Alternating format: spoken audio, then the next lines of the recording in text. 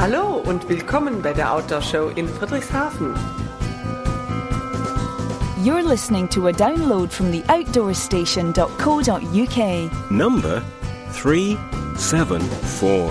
Hello and welcome back to this, the second in a special three-part series produced directly after the 2014 outdoor show held in Friedrichshafen, Germany, July the 10th to the 13th.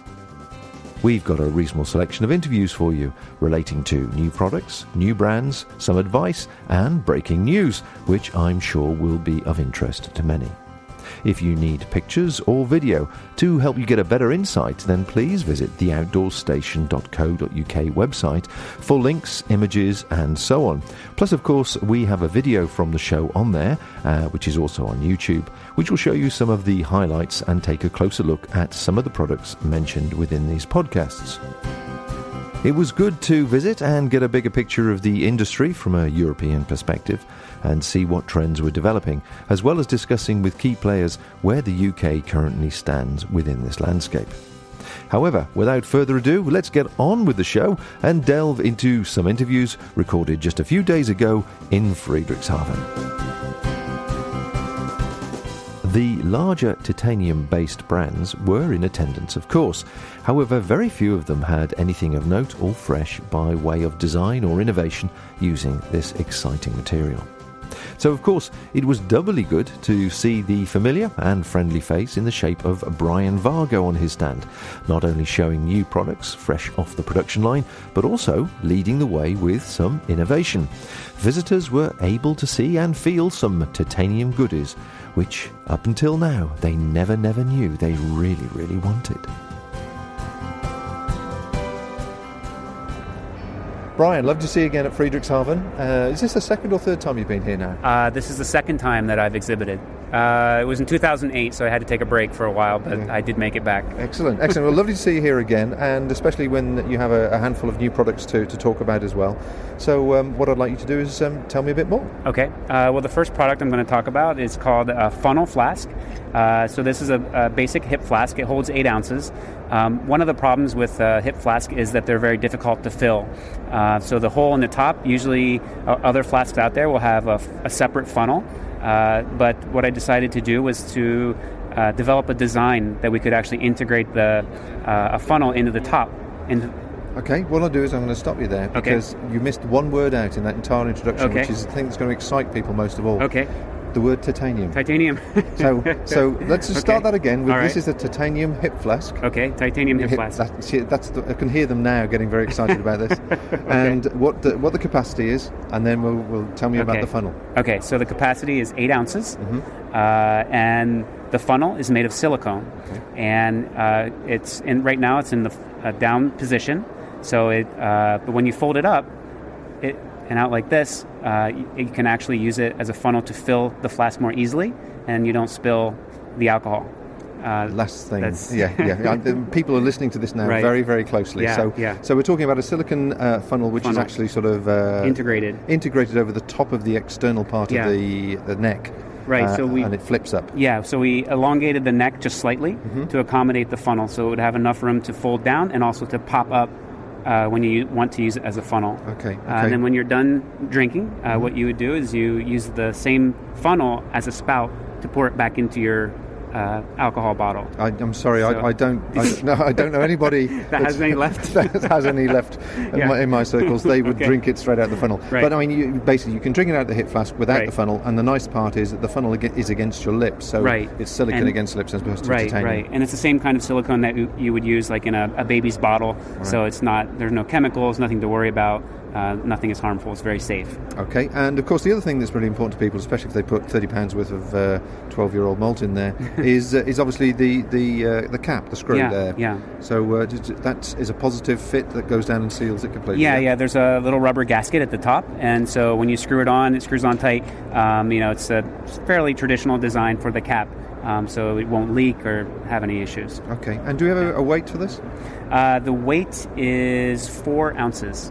Okay. Yeah. Okay. And the retail price, obviously, in America? It's $75 retail. Lovely. I can see that being popular, especially as Christmas starts getting very close. Yeah. Lovely. Well, I can understand people being very excited about that. You've covered a few key points there. It's a nice, design. Yeah. Beautifully made, I have to say. Actually, when I've looked thank at hip flasks, whatever they're made from, whether they're stainless or whatever, the actual seals on it are usually sort of obvious. Right. But you can hardly see the construction of that at all. Oh, thank you. Yeah, well, I mean, we just purchased an auto welding machine, which helps with the seam and to be very clean and very professional looking. Yeah, it's lovely. It's a lovely finish. Excellent. Yeah, thank you. Okay, so what else have you got for us? Okay, so the next product is trail running spikes for winter. I personally do a lot of trail running, and the spikes that I use are very heavy, very bulky, and for running, you really need to have the lightest possible spikes for winter. And so I wanted to design a new product specifically for trail running in the wintertime. So I know you can't see this on the radio, but there are two legs that fold up and down, and it becomes very, very compact, and it has a travel case so that if you come to an area where there is no snow and you want to take them off, you can put it, fold them up and put them into the travel case, and it doesn't take up a lot of space in your hip belt or whatever you're using to carry your water and so forth. So this weighs about 40 grams, about 1.5 ounces. So super lightweight. Any of the other running spikes that are out there are probably 5 times heavier than this. So that's really was my goal, to help me to be able to run faster when I'm in these competitions in trail running. And so that's what we came up with. Okay, well, we've just had a conversation about these, and we can certainly see that the marketplace probably in the UK and probably mainland Europe really would probably be for people using approach shoes or trail shoes in icy and snow conditions. It's certainly it's beautifully light, as you say. Probably about 3-4 inches long by about 1.5 inches as a rectangle, but it's designed specifically to work with running shoes, trail shoes, whatever. It won't work with boots. Yeah, so trail running shoes, or really any running shoe, if you look at the bottom of them, the sole, it's kind of in a curved shape on both sides. So the way that we integrated the straps to hold the spikes in place, it's really designed to work with that kind of shape. If it was like a hiking boot where you don't have that curve, it's not going to stay in place as well. So it really is a specific. It's not for hiking. It's truly trail running is the purpose of this, which in the U.S., I know we talked before, but trail running, even in the winter, has become very, very popular. Okay. Well, I can see, even though you haven't designed it for hiking, I can see a lot of UK-based people using it as winter hiking, certainly. But and again, price on this one, of course, US? These are for a pair, it will be $70. $70 US. Yeah. Lovely. Okay.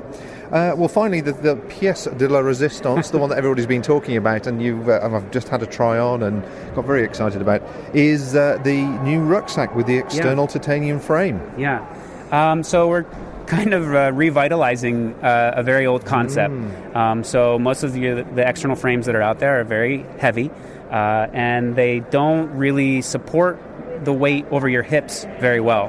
So what I wanted to do is create a titanium external frame that would support the weight and transfer the weight, I should say, to your hips properly. So I actually created a lumbar plate here at the bottom that when you try the pack on, it transfers that weight, where you want it, which is around your hips, and you're not constantly trying to pull up the backpack. A lot of lightweight, ultra lightweight packs, lack a frame, so inevitably you're lifting it up, trying to get it off your butt because it continually sags. So that's the purpose of the lumbar plate, is to keep it in place. The other thing about an external frame, in principle, how they work is the weight is suspended from the top bar. So that's the primary difference between an internal frame and an external frame. So if you pack an internal frame, they always tell you pack the heavy things to the top.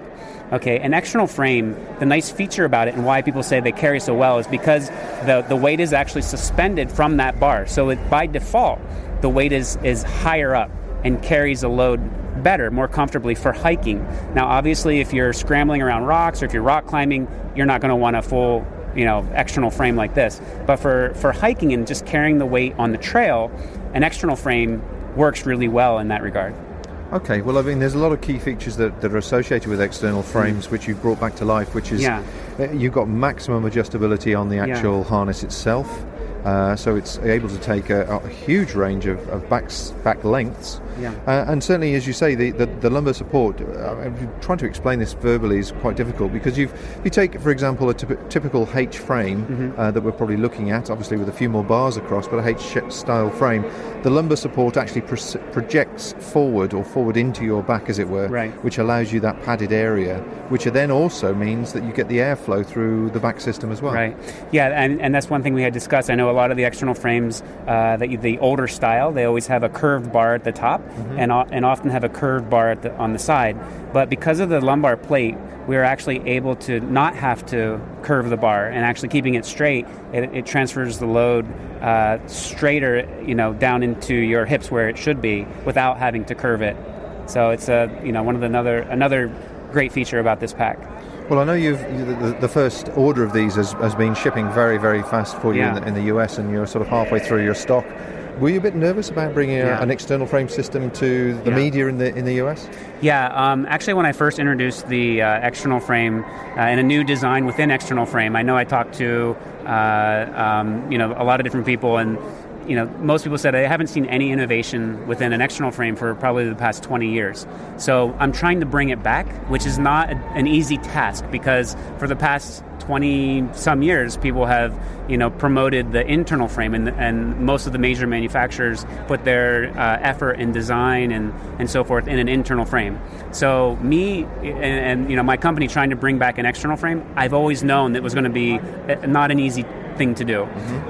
However, with the features that it has, I think that an external frame has been overlooked for a very long time. I know when you talk to people that have used an external frame, most of the people say that they love it, but it just hasn't been anything new. Most of the manufacturers don't use the new materials, obviously not titanium, so it's a super lightweight pack. It has some added features that traditional external frames don't have. So for people who do like an external frame, it's kind of external frame on steroids. It has a lot more going on than just a regular traditional pack. Yeah, certainly. I mean, the external frame manufacturers that are still doing the traditional frame in the traditional way, unfortunately, have got the traditional problems that go with it. Sure. So you brought something new here and developed it. I mean, how heavy is the frame itself? The frame is this new frame is about 6 ounces. It's incredible. Which is, it's very, very light. Yeah. And, the plans for 2015 is a variety of presumably external bags that will clip onto the frame. Right. Can you give me an idea just roughly of the sort of sizes and what the materials that's going to be made from? Yeah. So the next backpack that we will have in production will be a carbon fiber version of the bag, and eventually, we've had a lot of input already from the first round, and so based on that, we'll think about different styles of the bag. A lot of people have commented, and so potentially we could extend the bag to the bottom, making it all, so that there's multiple compartments and things like that. So it's always difficult to make everyone happy, well, but going a long way towards it. I mean, the actual bag that you've got in the current model at the moment is 35 litres? It's 36 litres. 36 litres, okay, and that still leaves you, 6 inches at the bottom to put a bare canister or a sleeping bag or whatever you want. Okay. So the bottom line is that it's actually been really well received. It has been really well received. I mean, it is something that is, it definitely takes time. But I think that we've done, as far as sales go, we've sold a lot of them, and we've had a lot of really good feedback. So I'm very happy with it, and we were talking earlier. I typically design products that I want for me, and so fortunately, other people that are like-minded, they generally will like it as well. Excellent. So so I've been very fortunate with it. Well, it's been lovely to see you again, and certainly nice to see the development, particularly the titanium hip flask. And I'm looking forward to seeing obviously this pack in the next generation in the UK, and seeing how the UK market takes it. Well, thank you. I appreciate the interview. Find out how easy it is to subscribe to all our free programs. Visit our website at theoutdoorstation.co.uk. or look us up on Facebook.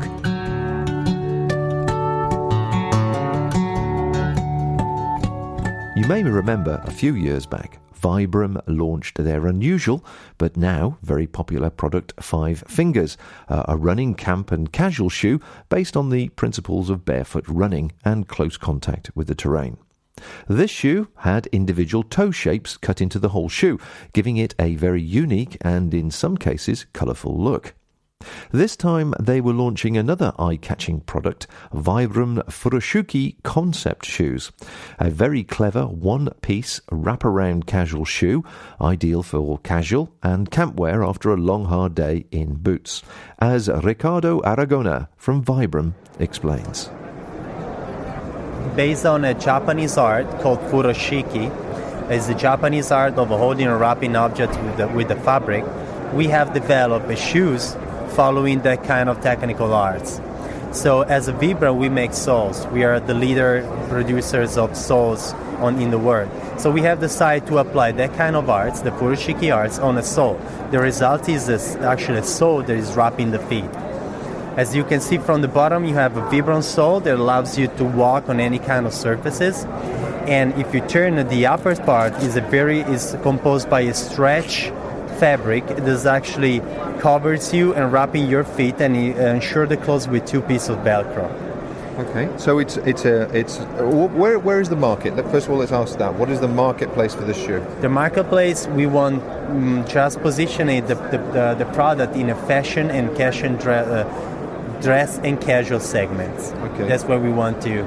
So we're talking from an outdoor perspective. We're talking a camp shoe, a relaxation shoe. Exactly. This is not an active shoe, not an activity shoe. Exactly. It's not an active shoes. What we suggested, one of the other concepts behind was to create a shoes that was easy to carry when you travel. So it's a travel shoes. You can easily put it in a backpack because it's very light and very flexible. And it's perfect if you're camping and you need to relax your feet after a long walk with big boots. All right? You can usually put it as a very easy on way to wear it. So you can easily put it on your feet and relax your feet and walk in through a camp. Just make sure you don't expect too much of a performance out of the shoes because it's just for simple walking. Okay. We've been discussing a moment ago about customers potentially using this for river crossings, and you said it's not really designed for that sort of purpose. Obviously, it's a very thin sole as well, so you're going to be a lot of contact with the contours of the ground, yeah? Yeah, exactly. The whole concept is to stay as close as the earth as you can be in order to feel what's under your feet, in order to stay more in contact with the nature. Okay. From a protection point of view, obviously you have a toe section, a toe rand, is that the correct term? Exactly. And also a heel protection as well. Yes. The sides of the shoe are the wraparound fabric. It's a stretch fabric?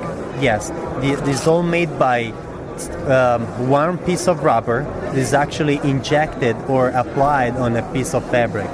Right, so the whole thing is a stretchy item, like a big elastic band. Exactly, it's all very stretchy, and obviously one of the other concepts was to make it like a multi-size shoes with one size. Basically now with one shoes you can cover at least 2 sizes. Okay. Now it goes from 37, 38 for a woman, for females, up to 43, 44 for men. Okay, now I can see from the display here it comes in a whole variety of pleasant colours for all sorts of tastes. Exactly, so the way we wanted to present it in the shop is having like a bag that you can open. You already have all the shoes presented in the 5 colors that we have made for the first time, and all developed from XS, extra small up to large. So that's the way you're going to see it in the shop. Lovely. And so the size range that you're doing, is there a different shape of foot for the female and the male, or it's universal? You're sort of unisex? Yeah, one of the other, I was saying, the multi-size is one of the base concepts for us, was to make a shoe so it could easily be worn by any kind of feet. Okay. As you were saying, we had a lot of experience about feet thanks to the Vibram 5-finger experience. We have developed few know-how about how to make a shoes that could wear any kind of feet. And Furoshiki is very suitable to any kind of feet. Okay. Just so we can finish up on this before we talk about something else, is the material used very quick drying if it gets wet? Exactly. It's very quick dry. It's washable in a washing machine. Okay. So it's easy and it's perfect to travel around. Okay. So even if you get dirty, if you walk around and you sweat with your feet, you just easily put it in a washing machine, you wash it at 30 degrees, and then you dry it at hair. Smashing. And then the final thing would be the weight. the availability and the price point when it arrives in the UK?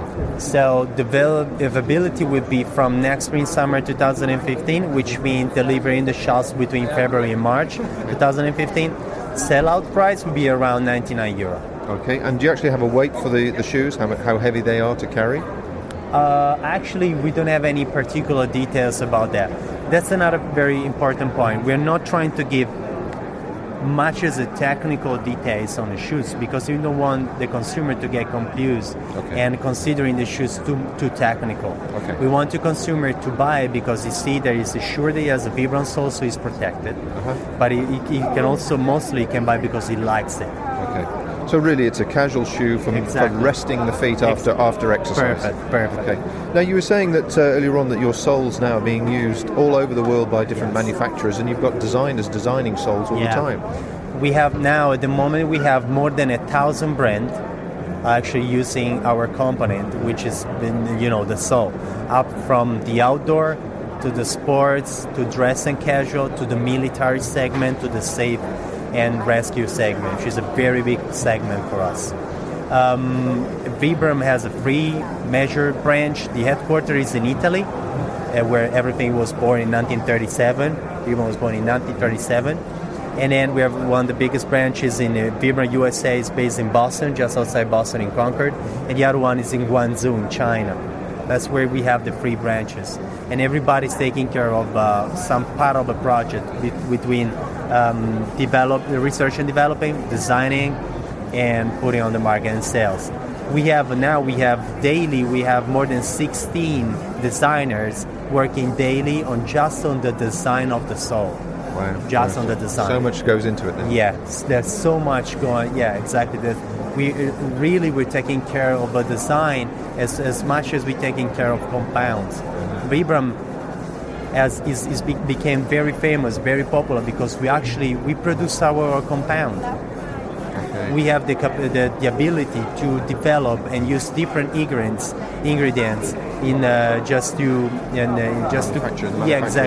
the needs of our partners. Okay. Yes. Super. And last time we were here, we came to the stand and we were talking about the launch of the Five Toes there. Yeah. Have they been received really well over the last few years? Yeah. Vibram Five Fingers for us is always been like a dream for us because can you imagine which was the first reaction of the market when we put the first shoes on a planet and in history with 5 toes? We had people saying us we were crazy. They say, no, don't do that. You're going to waste money, credibility, blah, blah, blah. Believe it or not, now we're selling more than 4 million pair of Vibram Five Fingers. Is there a generalization about the popularity of those products in the States or Europe or Asia? Let's say at the moment everything began here in Italy as a study and as a developing of the shoes. Then move it to the United States where we sell in free season from 200,000 pairs up to 1.5 million in free season. And then now everything is coming to Europe. Now the best market that we have is UK, Germany, and Spain. These are the three best. In France, this is in French. These are the 4 biggest market, and it's growing very fast and it's a very consolidated market.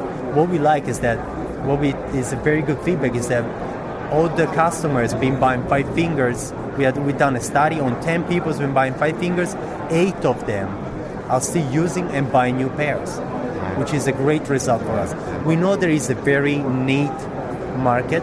It's a very technical sports market, but it's good that 8 out of 10 people are still buying and using Five Fingers and asking for more product.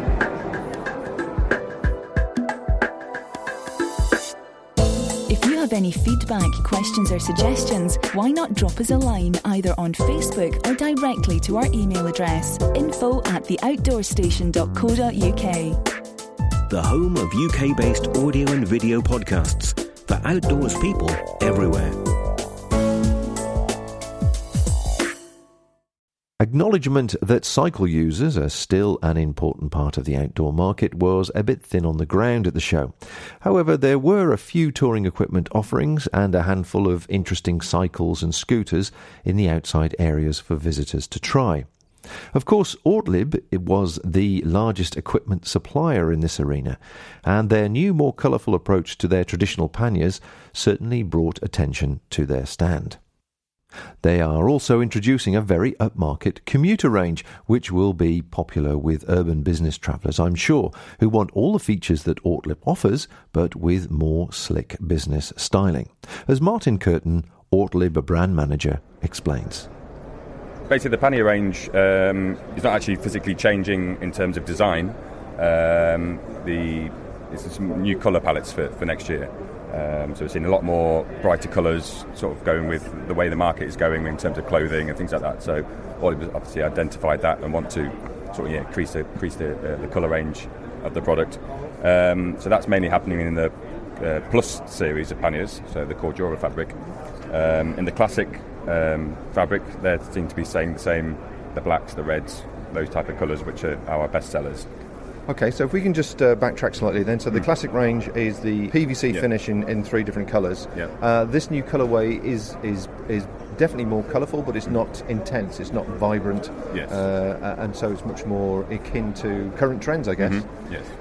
Now, the actual technicality of this new range, does it have the same performance, same weight as the Classic range? Yeah, the Plus is slightly lighter and also beneficial if you're environmentally conscious. Obviously the PVC is an oil-based material. There's chemicals used to make that, whereas the Cordura is PVC free. So if you are sort of concerned about the environment, you'd go for the Plus pannier. The weight is minimal. It's maybe 50 grams for the pair, so you're not saving a massive amount.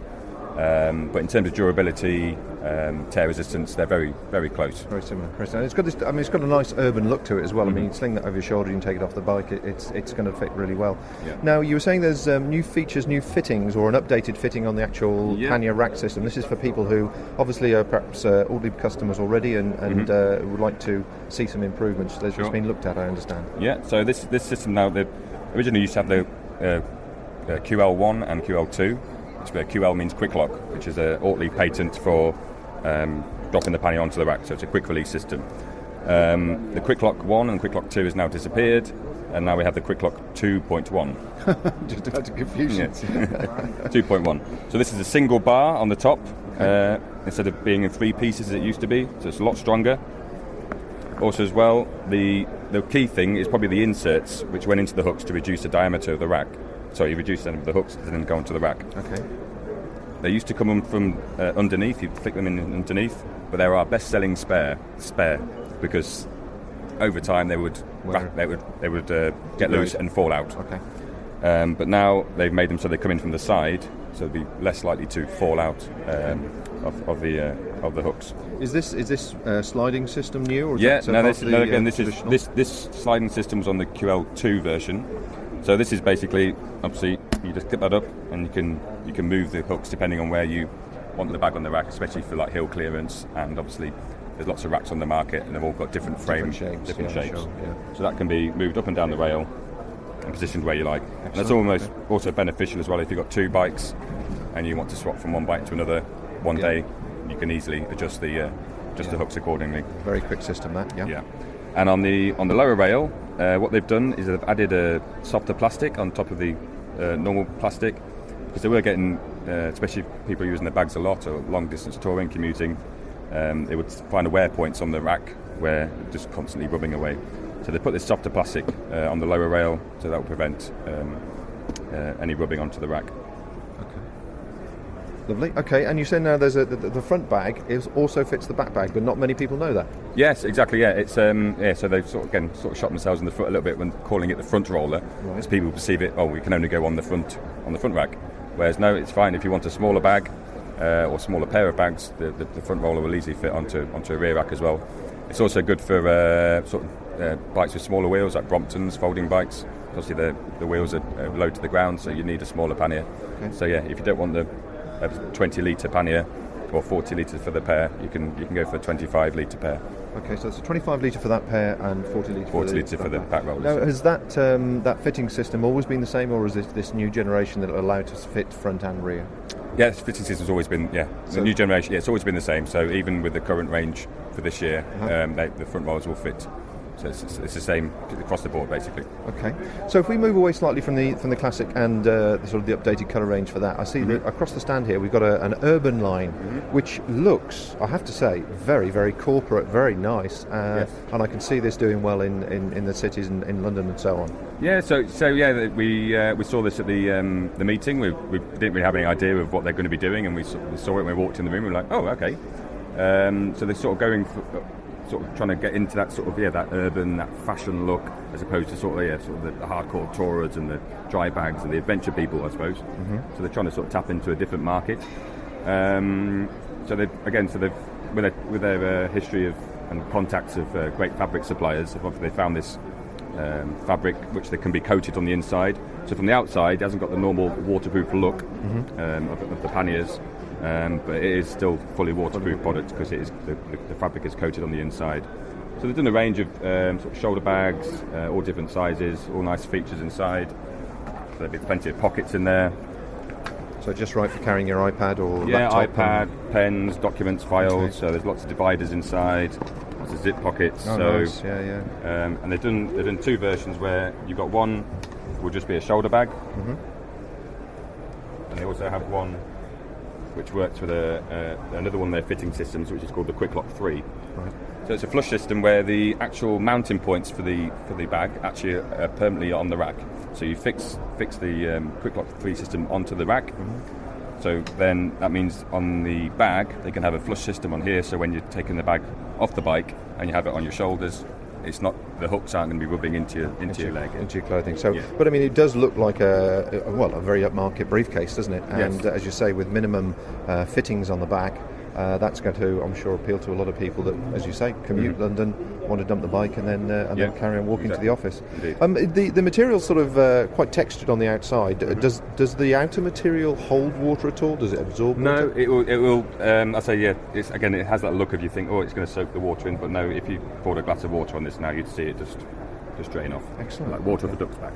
Excellent. As Ortlib is well known for.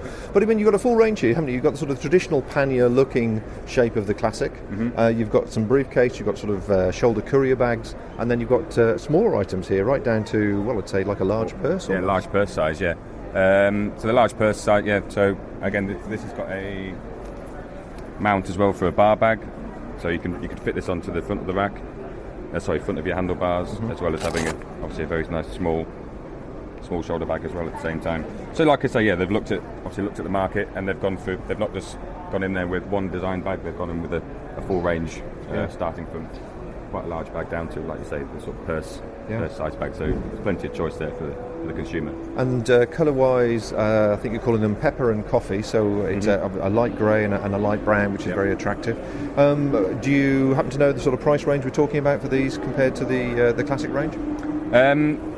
Yeah, they're going to be a bit more expensive, but again, I wouldn't compare them to the panniers because they're a completely different kettle of fish, really. Okay.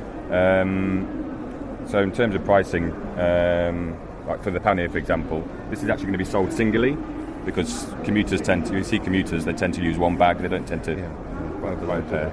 So it's going to be €70. That's going to be about sort of £60-65, which is a little bit more than if you bought a single classic bag. Okay. But obviously you're paying for the fabric. It's obviously a more expensive fabric, and it's more expensive to coat as well. So there's a bit more work gone into the manufacture of the fabric, which makes it a little bit more expensive.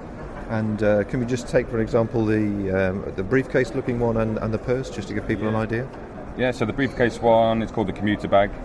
In the Quick Lock 3 version, which I explained earlier, there's a 14 litre, which would be around £130, and then there's a 19 litre one, which would be about £140. Okay, and then going to the other end of the scale, the smaller bags. Yeah, so they call this one the Velo Pocket. It's only 2.5 litres, but it is going to be around £60-65. So quite a bit of money for a small bag. But like I say, there has gone a lot of work gone into the design of these. Okay, and so the final question, of course, is when they're going to be released, and we'll see them in the UK. Hopefully by sort of January, February, we will get them into the UK, and then we can start obviously sending them out to the retailers. That was the second part in our three-part series, recorded at the recent outdoor show in Friedrichshafen, with one more to follow. And my thanks go to all the guests for taking their time to talk at Outdoor this year. It was good to see the ebb and flow of the industry and try and spot a few trends as they weave their way onto the retail floor. Of course, if you're seeking more information, photos or video of some of the products mentioned here, then please visit the Outdoor Station website, where you will find various website links and information where I have it. Don't forget, there is an accompanying video, which is also on the website, as well as on the YouTube channel, where you might get a bit more flavour than words can describe for the event itself and some of the products we've been discussing, along with various comments. Now, please remember, there are literally hundreds of podcasts on the Outdoor Station website, in iTunes as well as through the various RSS feed readers, all covering numerous aspects of self-powered travel. And there's almost 400 available, all of course free of charge. So plenty to keep your MP3 player topped up, and we will do our best to keep you entertained and informed as time goes by. So until next time, folks, thanks for listening. We'll see you soon, and bye for now. Thank you for listening to this podcast. To hear or see more from our extensive free library, please visit theoutdoorstation.co.uk. Auf Wiedersehen und vielen Dank für den Besuch bei der Outdoor Show in Friedrichshafen.